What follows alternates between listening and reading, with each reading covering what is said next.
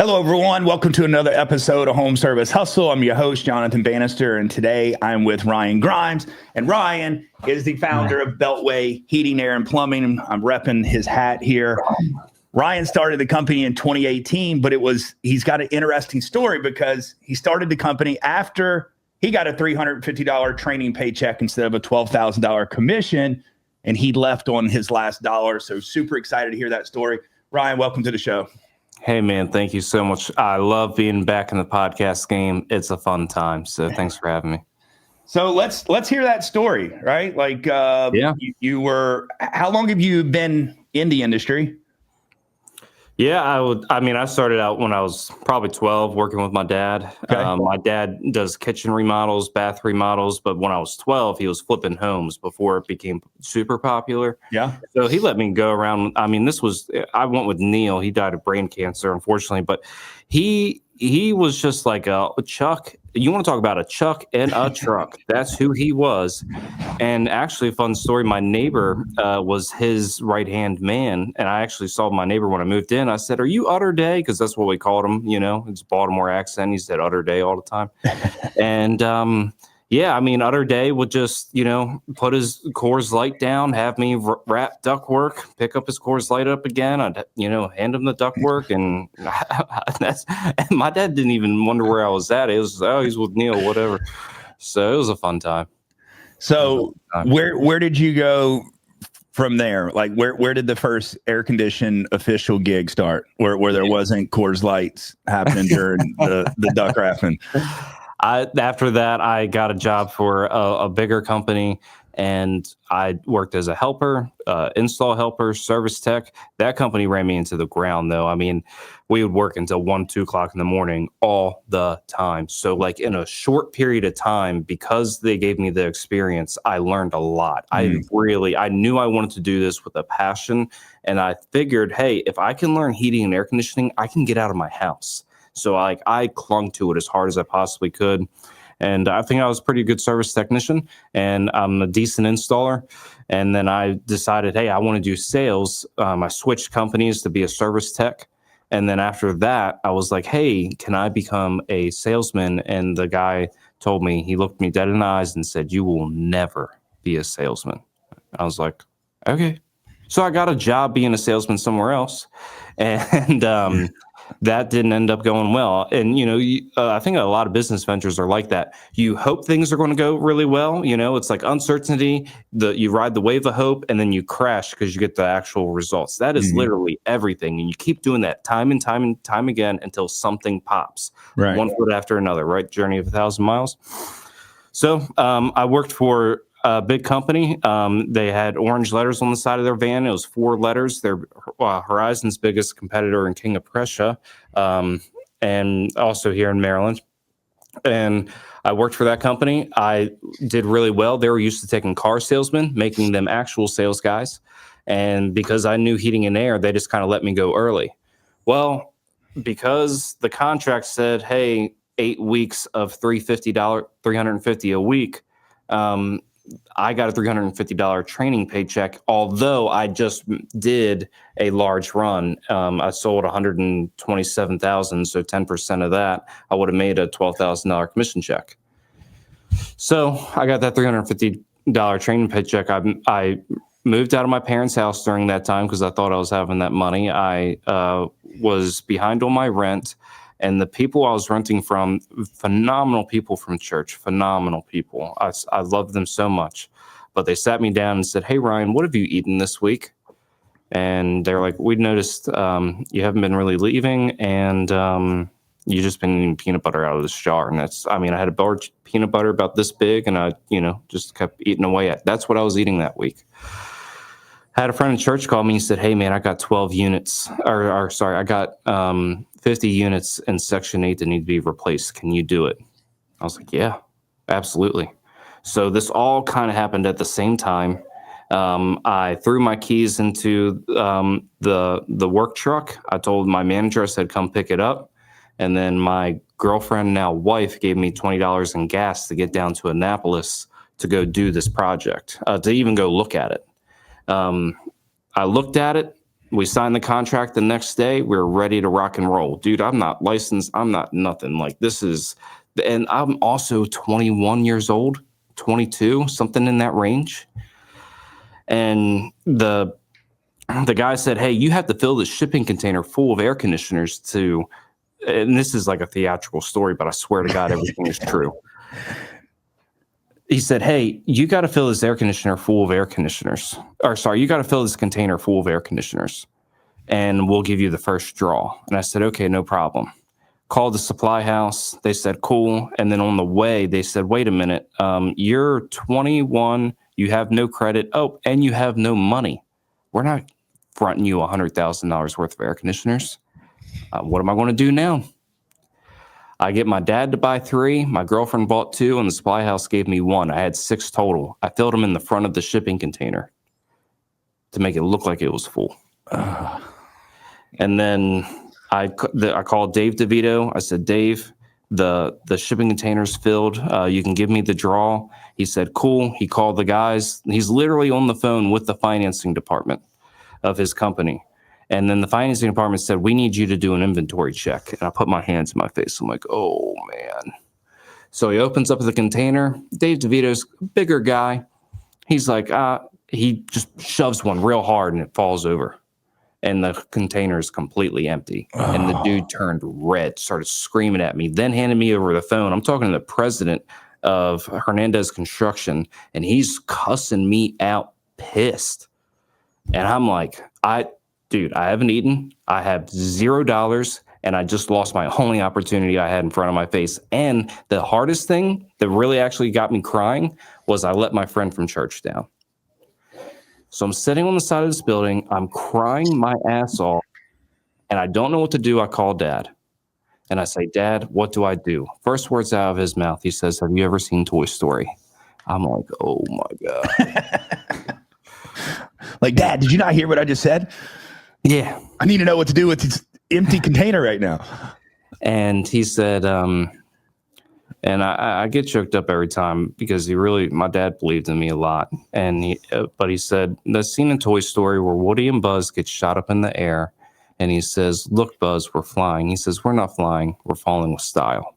And that was his way of just telling me, look at the glass half full, son. There's nothing you can do, but look at it half full the best way you can.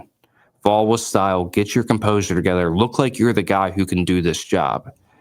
By the grace of God, Dave DeVito walked over to me and he said, Ryan, I actually believe in you. And I'm like, I just met this guy.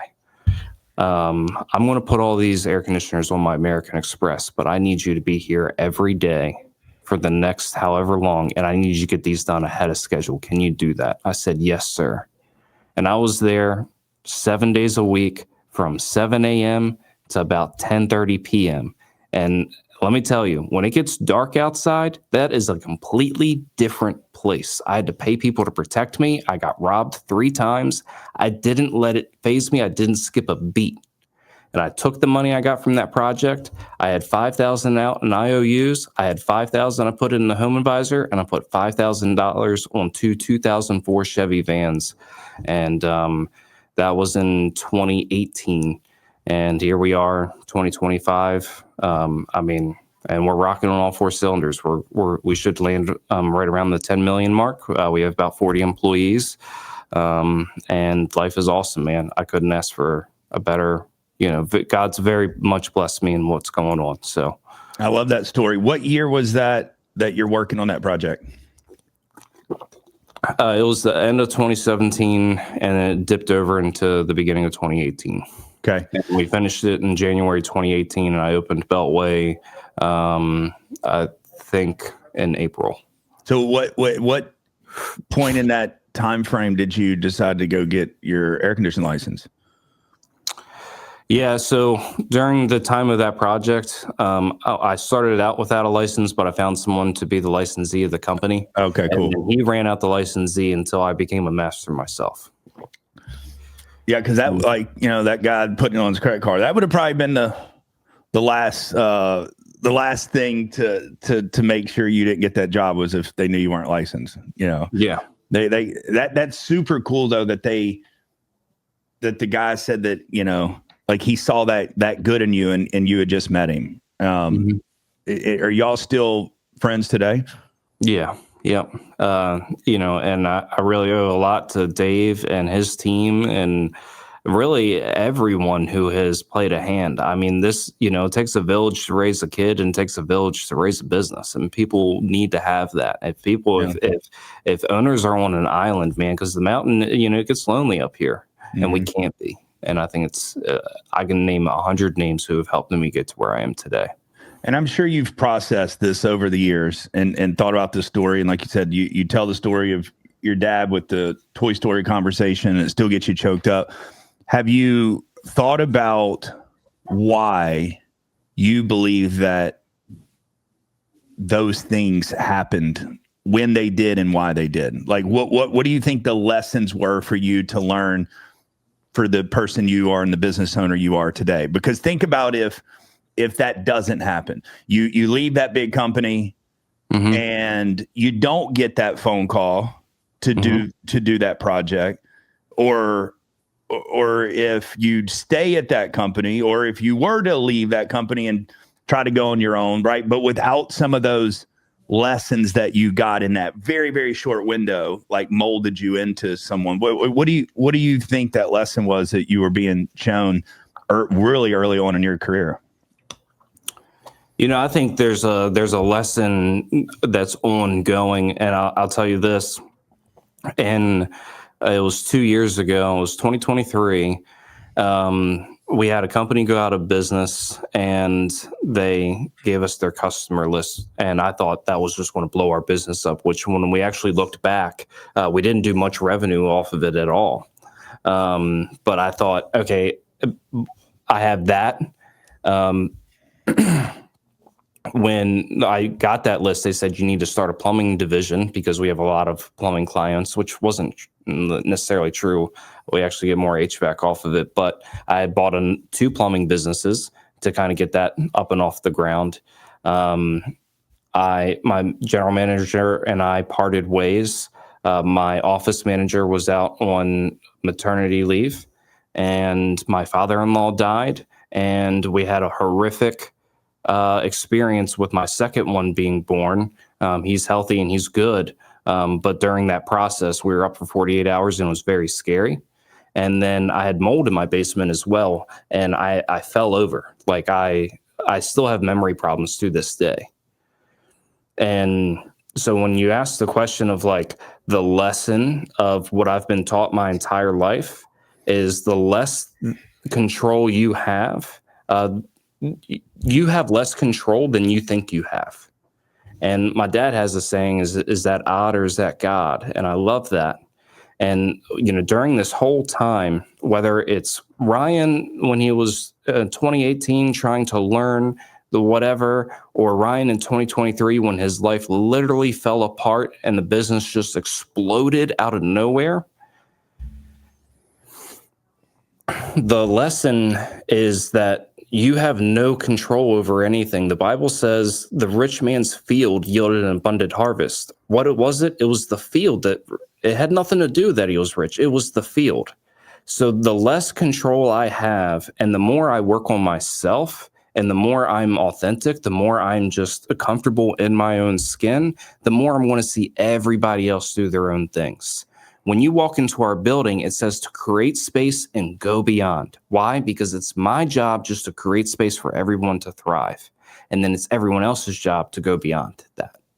Right? Yeah. So the constant theme that I kind of see going on in my life is the more I try to control things and the more I try to do things and the more I try to micromanage, the less I get. I am dependent on the other people around me that God has given. And I think that is everything. If I didn't get the phone call from the guy, if Dave DeVito never did it on his credit card, if I didn't have my boys from my old job willing to come in and help me install a couple of these air conditioners, like it's not me.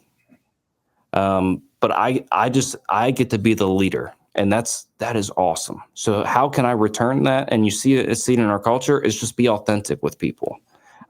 Kind and take the moment. No one asks people how their day is actually going, really. No one takes the time to give a fist pump and look them in the eye. No one does that anymore. So it's just being that authentic self that you can be.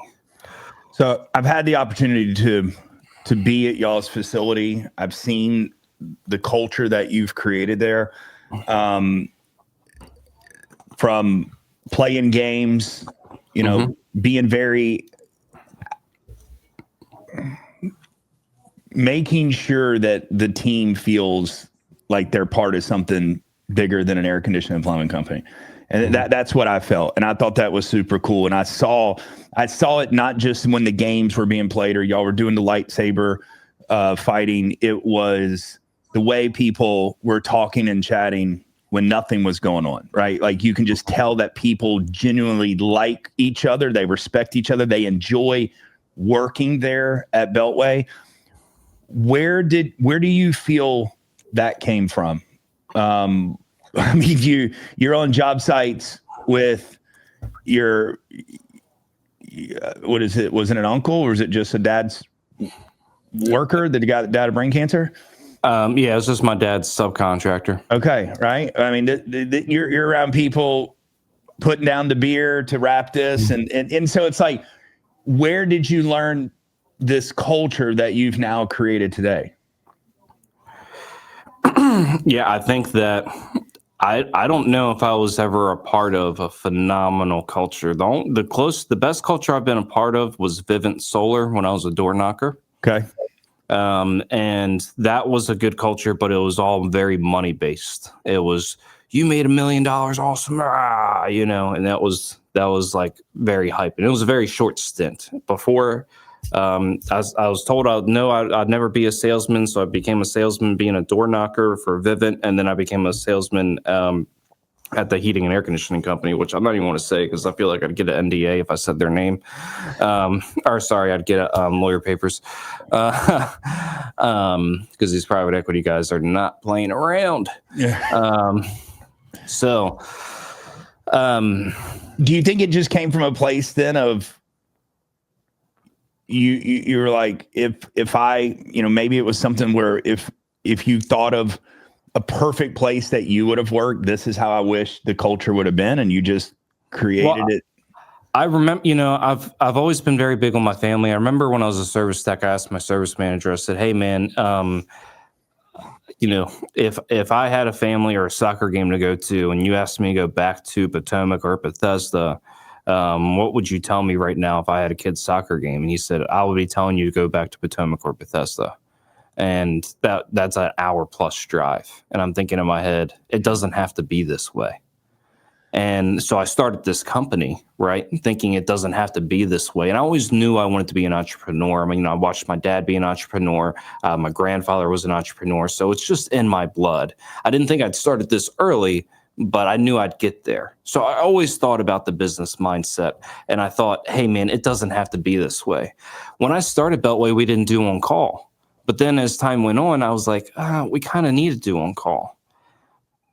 And if I want to charge, $25,000 for an air conditioner, but you're going to tell people that we're not available on evenings, weekends, and holidays, that's not going to work. So as time went on, I realized, okay, there is necessary evils, but can we create a culture where everyone has their back? Hey, Shane, I got a kid's thing tonight. I know I'm on call. Could you take it for me? Yeah, absolutely. And I think it all starts in the hiring process too. People think that, there's no one good out there or whatever. And it's like, nah, dude, it's you suck. And I've been the guy who sucked. I remember talking to Jason Bueller. He was like, dude, are you ever going to sell this thing? And I talked to you about this when you were here, Jonathan. I was like, I don't want to sell. And I said, Jonathan, do you see what we have going on? I'm 30. Why would I want to sell this? Right. What am I going to go do? Yeah. And Jason Bueller said, hey, man, if you're not planning to sell, win the talent game. Pay these guys an exorbitant amount of money. You're going to make a little bit less, but your life's going to be a whole lot easier. I was like, that makes a ton of sense. So, okay, if we can pay these guys a ton, and then also just starting with the culture, when we hire for character, competency, and chemistry. Those are the 3 C's. And if I put it in a word, it's would I let you watch my dog and would I grab a beer with you? That is the premise. So in the interview process, that's when it starts. As long as I feel that way and I can talk to you about something other than heating and air in the interview, then okay, we have that chemistry. Then I'm asking you character questions, which I'm not batting 1,000. Sometimes you hire a guy, you can't teach character, and you don't know what character is going to be until they get there. And then competency. And I tell people, this is the reason why you got hired, and this is the reason why you will get fired. Competency, if you got a lot of callbacks, or if you're just not good, a helper, if you're just not good with your hands, like this is just not the place for you right now. And character, if you're stealing, see you later. If you're chemistry, if you're just not jiving with the jive, you could be a phenomenal tech, but you just can't work here because you're going against the grain so much. And that's where the core values come in. Hey, our core values is an outline. And when I hire people, I say, hey, when you start here, your job is just to win hearts and minds. I don't give a flying what you know or don't know. I need you to win hearts and minds. And if you don't have the competency to do that, you're just not going to work here. So hiring starts, the culture starts in the hiring process. And, hey, we all have businesses. Sometimes it's like, man, I have a board over here that I just pin people's names and resumes. And it's like, I will call you if I'm desperate. If I lose my technical guys, I'm going to call you. You smell like a cigarette. But if I have no one technical available, I have to call you. And trust me, the moment I find another technical guy that comes in here that is the Beltway, then I'm going to remove and replace. And that's what I'm really proud of. What we've done now is our service team and then our installers. They're all phenomenal guys. They're all super smart. Like we have one maintenance tech and we have one installer to move the service. Those guys don't know a ton, but they will through osmosis through this place. And I'll do whatever it takes to keep my people, and they know I'll go to bat for them. And here's another thing I think about all the time, Jonathan. I wonder how many shops in the country, because I know every shop I worked for, if the owner called me and asked me how I was doing, I'd be so shocked. So that doesn't happen here. And I think also what we've done, one of the hardest things I figured out in the last year, and I think we've got it down pretty well, is when you move up in business, it's like you don't run the company anymore, your managers do. But the managers care for the people on my behalf, but also because they're authentically caring as well.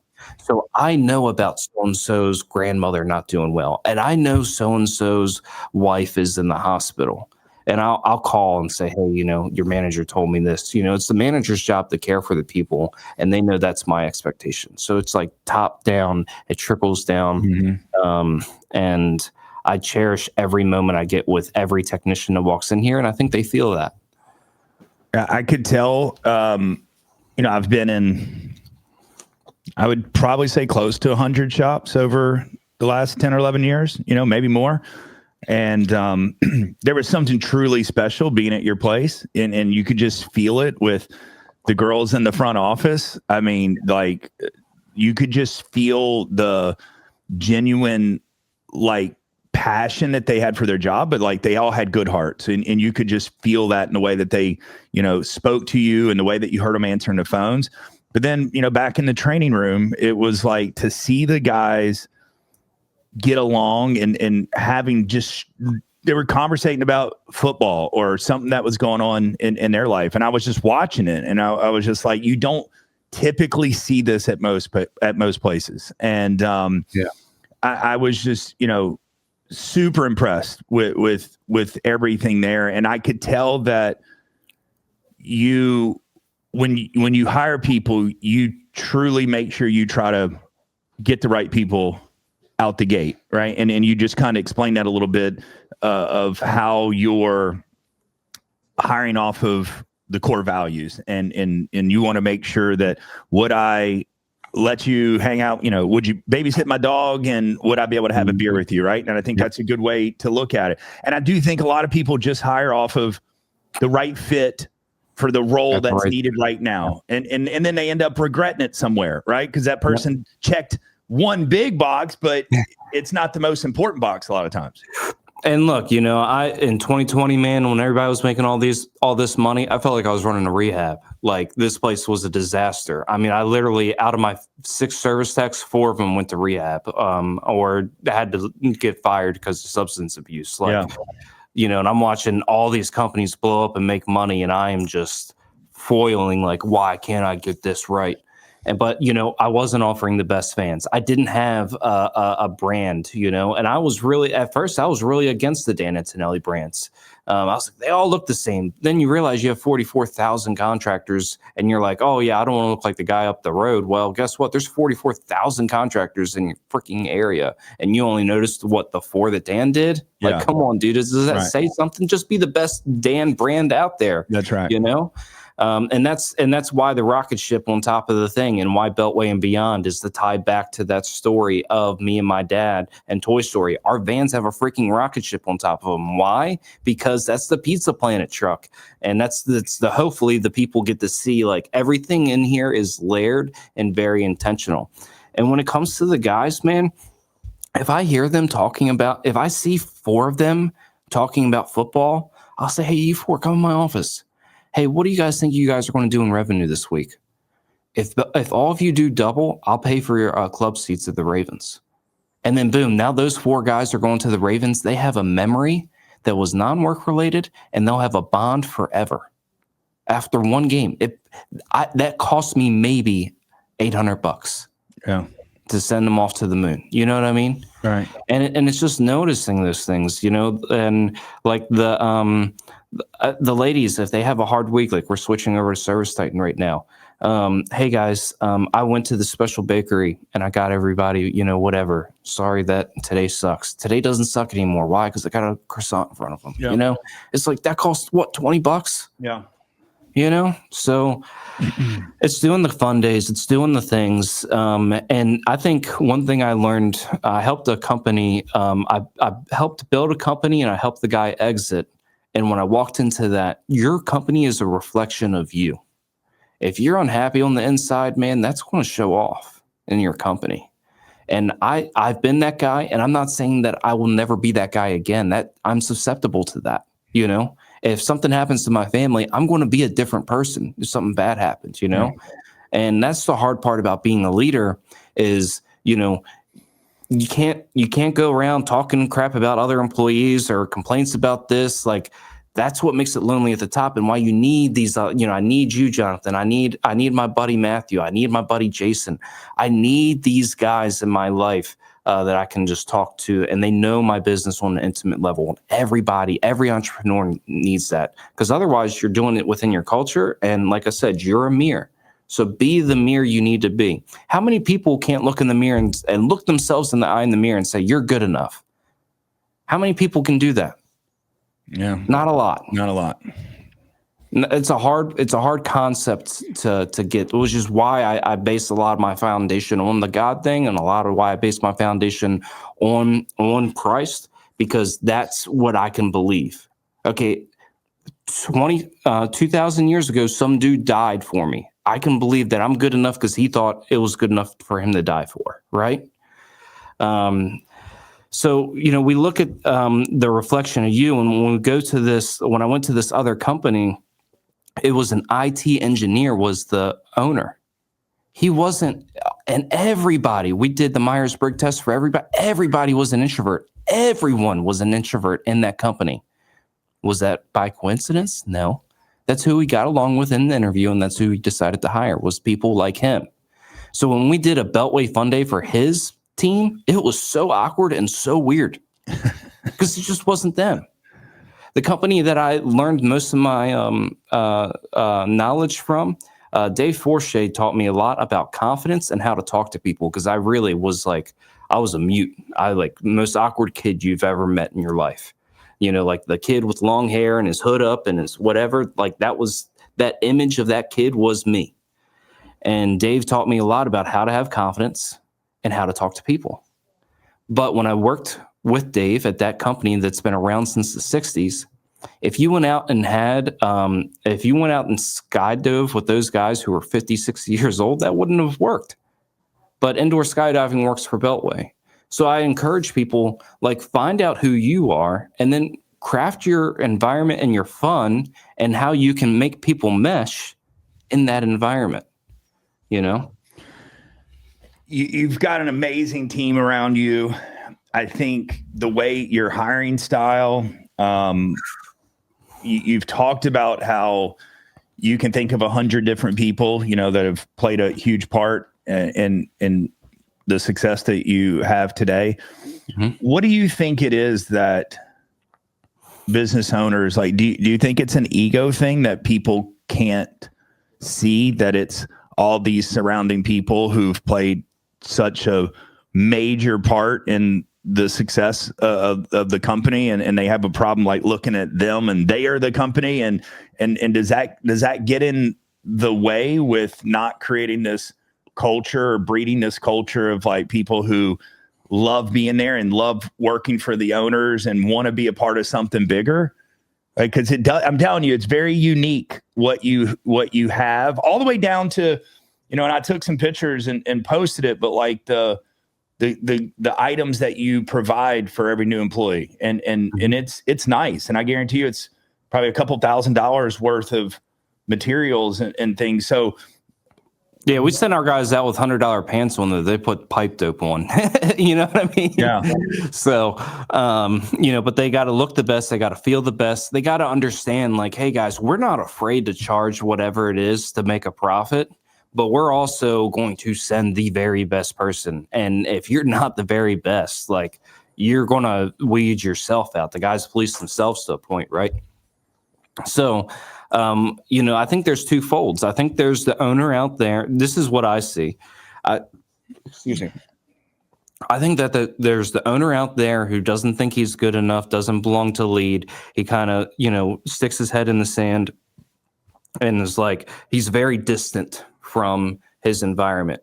Okay. Well, your only job as the CEO is to drive the mission and vision of the company, right? So if you're way off in the distance, how are you going to bring that into the people?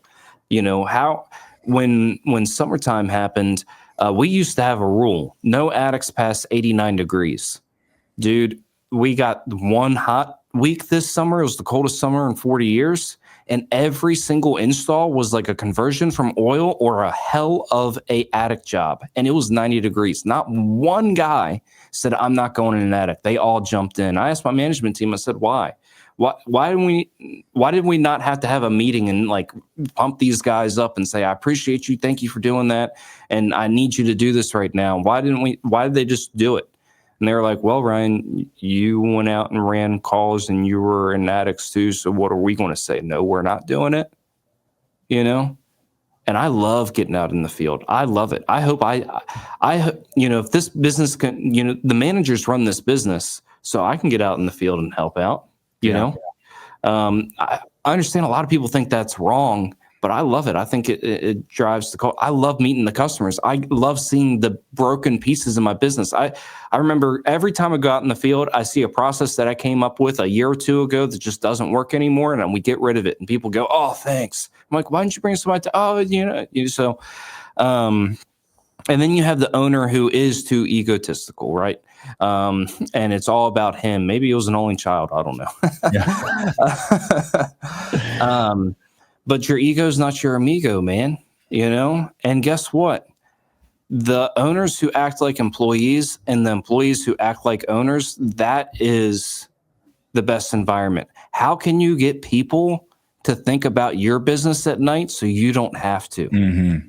That was powerful. That was powerful, right? I've never heard that saying before, right? But an owner that can act like an employee and and creating a culture where your employees are thinking and acting like owners. That's big. Yeah. That's what the create space part is about, right? But we have to hire people who are also not egotistical themselves. I've ran into problems in my career where I'm like, you're acting a little too much like this is 100% yours, and you're talking like that. I kind of need you to, dial it down. My buddy Nate says, that's who I used to have a podcast. He said, hey, give me 10% better. And that's a good way of saying, hey, stop doing what you're doing, or 10% more. So, sometimes you have to dial that back. But I think if you carry yourself in a way, you are what you tolerate, right? Your culture is what you tolerate. Yeah. So if I hear somebody talking bad about somebody, hey, we're not doing that, and that's what my job is as the leader, to work on myself, to feed myself. Here's the thing that I think, there's two things that I think are really valuable that I learned from my buddy, Jonathan. Jonathan preached a sermon one time, and I have the picture over there of a tree with roots. And it's the fruit you do see is because of the roots you don't see. Right? And then the next thing Jonathan taught me, and this was just one-on-one with him, was always operate yourself out of an overflow. Because as owners, we constantly feel like we're pouring out. What do you have to do in your life to operate in an overflow? Going to the gym, reading a book, spending time with your family, putting your phone in the drawer when you get home so you can play Tiger with your kids. I got a 3 and a 1-year-old and a girl on the way. I'm so excited. Congratulations. And look, man, I'm not saying I got everything right. There are ugly parts about this business. November was really rough for me. I lost more money in November than I probably ever have. And it was hard, and this December, I think we can do $1 million December, no problem, because of the cold that's coming. But I told the guys, I said, guys, get the oil changes. Make sure your tread on your tires good. I need you to do this. We need to get back to a healthy place. And the team's like, I will do whatever, And it's things, and it's how can you care for people on an individual level? And it looks different for everybody. But here's the thing, Jonathan, I don't have to be the one to do it. It's just in the management meeting, manager goes, I'm struggling with this, that, and the third. I'm like, well, giving them the freedom to say, hey, it's the bellhop example. A bellhop and really nice hotels have the authority to give you, this for free or give you that for free. So can the managers of Beltway. So it's like, I had a guy, he had a rough financial situation. I had some leftover cash. I paid him his commission in cash. I said, hey, you're going to get taxed $800. Here's the cash, and he was like, I'm going to be able to do my son's birthday now. Thank you so much. Fucking crying. And you're like, sweet, that dude he'll work every on call. He'll do whatever. And it's just like, was that really a big deal for me to do that? No. Right. I'm still spending $2,000 in commission either way. Yeah. For him, I was able to save a little money. I'll give it back to the IRS, I promise. They're right up the road from you. So, man. Yeah. So, look, you're on pace to do 10 million this year. What was that? 7 years? 7-year journey now. But like you talk about you being the visionary and your managers, and you push the vision down, and you want them to be the ones nurturing those relationships and caring deeply about the staff. Walk us through, for people that are listening that they're at 5 million, they're at 4 million, they're trying to get to 10. Like, obviously you didn't have all these managers in place at one time. So like, what did that look like, of how you and when you decided it was time to put these managers in place? Yeah, I would say that, one of the biggest challenges I had, and it costs a lot of money to get to a place where the managers are running the business, because the biggest company I ever worked for, minus that big PE sales company, was a $3 million shop. I worked for B&B, and they were part of a big corporation, but every shop did like 3 million or so. And then I went to another $3 million shop. So I had no idea what 5 looked like. I had no idea what 10 looked like.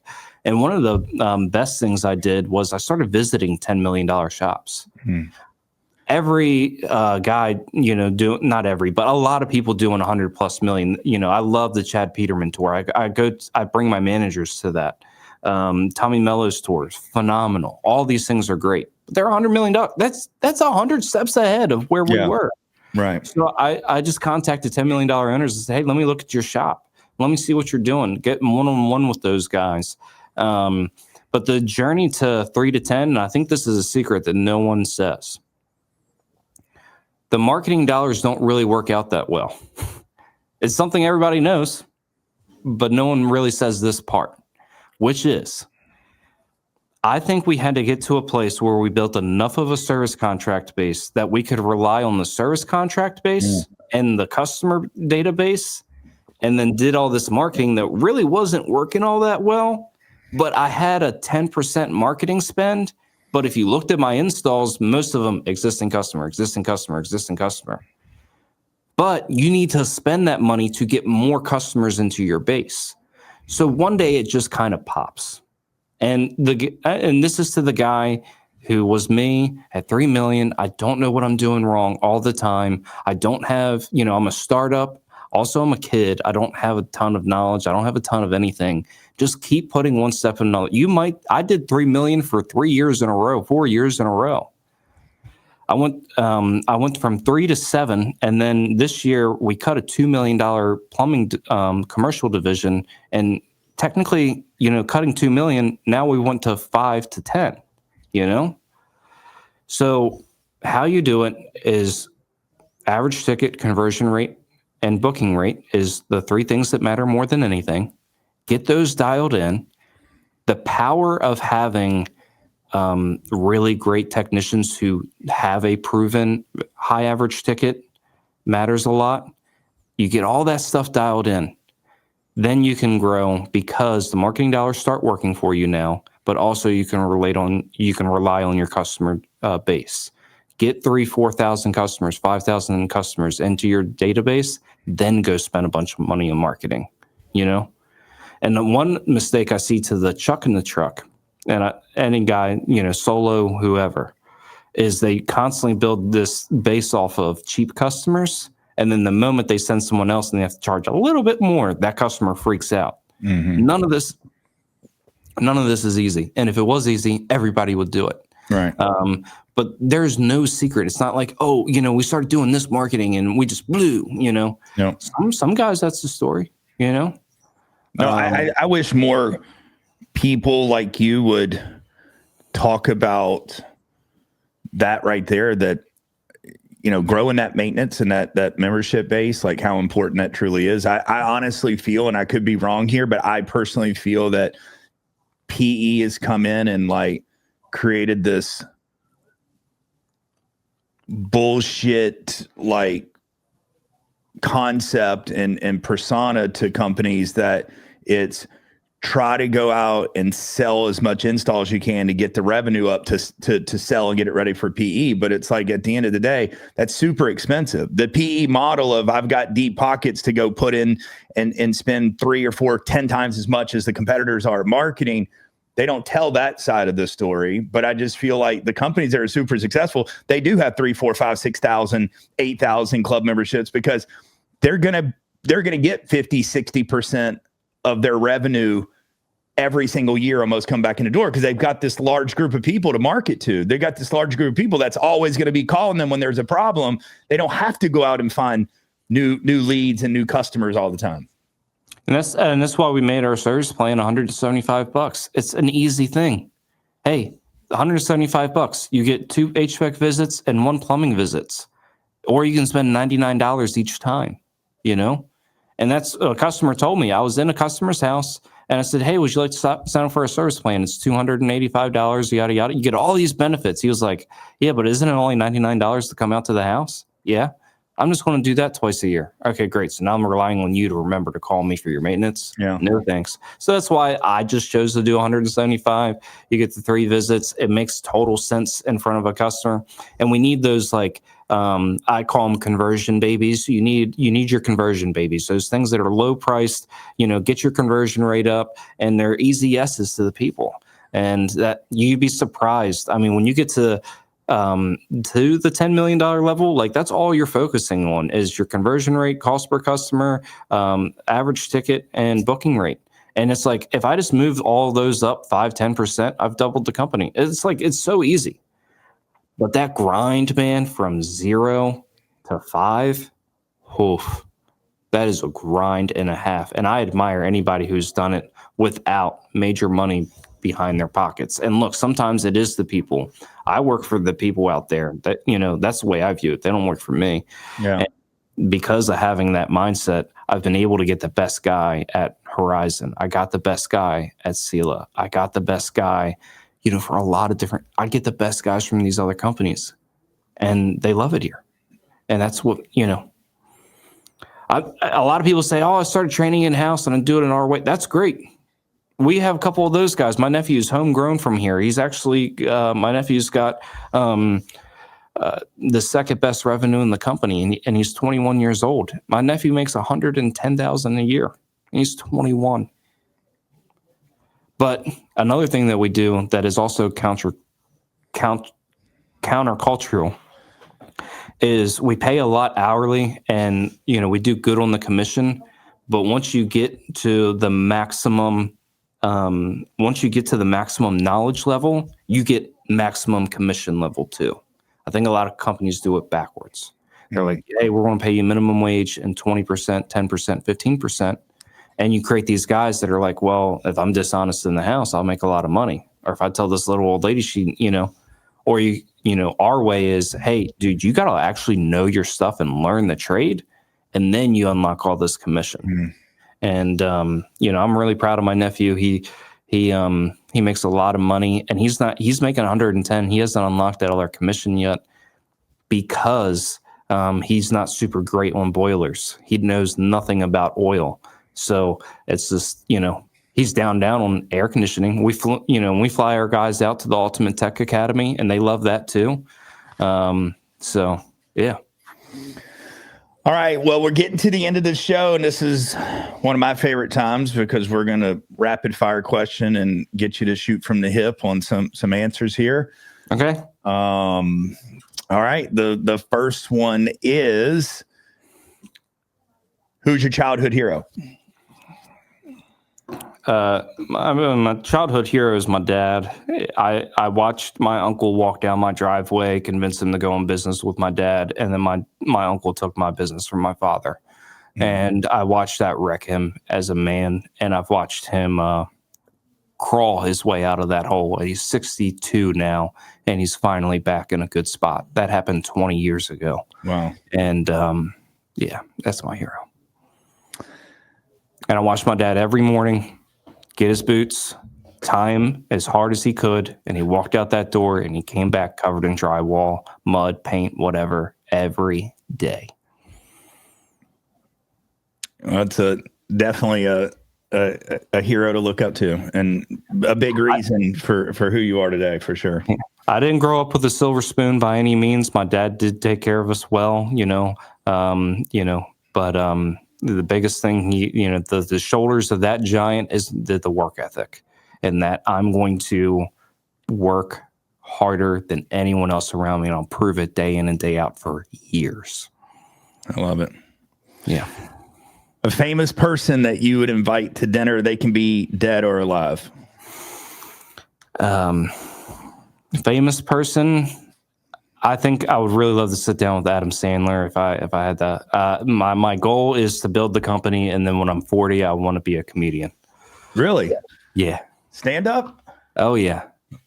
I'm not joking. I have 16 pages of stand-up material on my phone. I love comedy, and that's my favorite. So, and I think he's done a great job with the movies and how he started and how he grew. So I love it. Yeah. I was telling my wife the other day, I said, for some reason, it's on my bucket list. Like, I want to go open mic and do it. Because she tells me, like, I'm the funniest person she's ever met. And she's like, you should do it. And I'm like, you must make a lot of money then. No, I'm the funniest person to you, but I don't know if everybody else is going to laugh. Hey, man, you get up there and you get to figure out if you're good or not. I've done a couple open mics. They're fun, so. What's the most adventurous thing you've ever done? Venturous thing, starting a business when I was 21. Yeah, I mean, I don't know. I've traveled plenty. I've taken big money risk, and it hasn't worked out, and I've taken big money risk, and they have worked out. So yeah. What's something surprising most people don't know about you? Surprise. I would say the comedy thing that I just have a real love and big for it, and that surprised you. You're like, oh, I had no idea. Like, Yeah, I I had no love idea. open mics and they're super fun. Yeah. If you had, well, this is probably going to be the answer. If you had to make a sudden career change right now, what would it be? It would be that, or me and my buddy Nate helped that company grow and helped that guy exit, and that was that and working at Golden Corral were my two favorite jobs. So Really? yeah, I loved working at Golden. I was 16, dude. I would seat like 30 people at a time, and like they made records, and I just had so much fun doing it. It was just a game of Tetris all day. And So. the last question is, what is Ryan Grimes' belief in aliens? I don't know, man. I'm too worried about my business to be worrying about aliens or whatever. I mean, do they exist? I don't know. Yeah, I don't know. I don't know either. Who knows? We'll see if those files get released, right? Yeah. Well, man, I appreciate you coming on the show. Would love to have you back and hear the journey of the next leg. What is the next leg? What are the goals in the next 12 to say 3 years? Yeah, next year's goal is really, I mean, for real, man, we've done such my team has done just such a phenomenal job of hiring great people. Like there's so much talent in those rooms over there. And I like where we're at. So let's take that talent and just make a lot of money. So next year, we're only going to shoot up to 12. Okay. But my goal is to do a 23% net. I want to say, hey, I've had a double-digit company and I've had a double-digit profit. Profit is for vanity, or sanity. Revenue is for vanity. So now we've kind of built those pieces up. And look, we've bought a building this year. We've done a rebrand, and we're still profitable. Next year, I want to be even more profitable. So, and that's the thing is we can change people's lives. I mean, that's a lot of money. We can shoot up to 16 if we kind of keep that goal going, but I'd make a 10% net, if not a single % net. So what's half profitable? A 20% net company at 12 or 10 at 16?